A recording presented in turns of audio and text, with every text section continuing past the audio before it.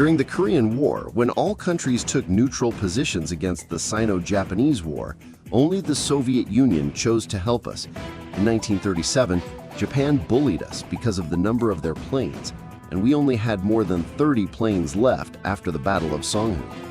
We had no way to face the Japanese planes flying over Nanjing because we couldn't build a plane at that time. On the other hand, Japan not only had its own factories, but also had planes, bombers, and fighter jets.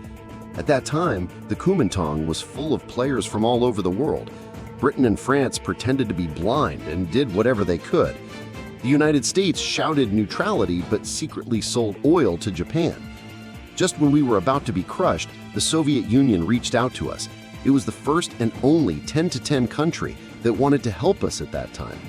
It lent us $2.5 billion directly, and the interest was only 3%. And it also gave us more than 1,000 new warplanes, tanks, and bombs.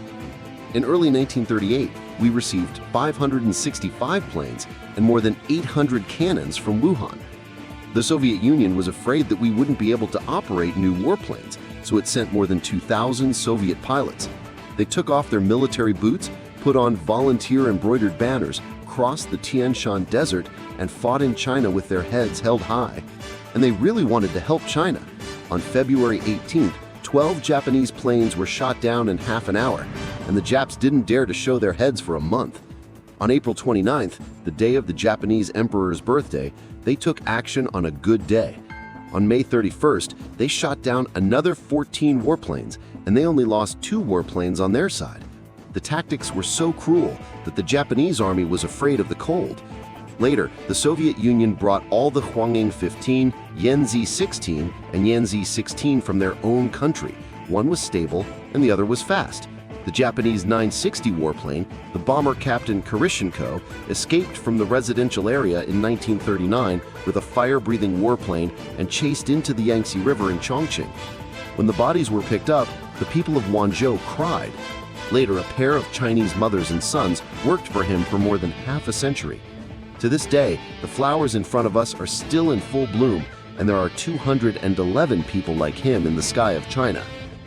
Although the Soviet Union helped us at the time, it was probably to help us hold back Japan and avoid fighting on both sides. But for us, in the desperate situation, this is undoubtedly the past of the Red Plains, which have been buried for too long, but we have never forgotten. Why did the Soviet Union, a superpower that once made the whole world shiver, suddenly collapse overnight? Although the Soviet Union is indeed powerful in the eyes of our outsiders, only they know how serious its internal problems are. Since the day the Soviet Union was founded, it has been facing a very serious problem: food shortages. Although the Soviet Union's territory is large, most of it is frozen, hard-frozen land. It is difficult to grow food, but there are many people, which leads to a very lack of food in the Soviet Union. The Soviet leaders once carried out a corn movement to solve the problem of food shortages by planting corn, but in addition to Ukraine and other places, most of them can't even sprout their teeth. Later, the Soviet Union simply lied flat. I can't grow food, so I use oil to exchange for foreign food. As a result, in the 1980s, oil prices plummeted, and even the money to buy food was gone. In addition, the Soviet Union spent most of its money on manufacturing weapons.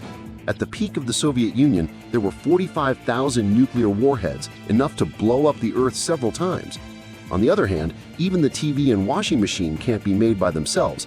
Life supplies are all imported, and exports will only sell oil and natural gas. When the oil price collapsed, the Soviet Union's national treasury fell sharply. In the post-war period, corruption became very serious. Basically, as long as you have money, you can be an official. The bribery of the crown had become a common rule. At that time, the Soviet Union's privileged class grew to 700,000 people. If even the family is counted, it accounts for 1.5% of the national population. The national wealth was divided by them as private property. In addition, at that time, there was still a sense of national sentiment. The Soviet Union divided the 15 countries according to the ethnic group. As a result, Russia regarded itself as a big brother. Other ethnic groups thought they were second-class citizens. They started to make trouble. The earliest was the Polish Sea Kingdom. Finally, the Ukrainians and the high-ranking families also began to turn over the old accounts. For example, in the 30s, they forcibly collected food and starved millions of people. By the time of Gorbachev, it was basically close to death. At first, he wanted to achieve economic rapid growth by prioritizing the development of mechanical manufacturing, reform the Soviet Union's economy.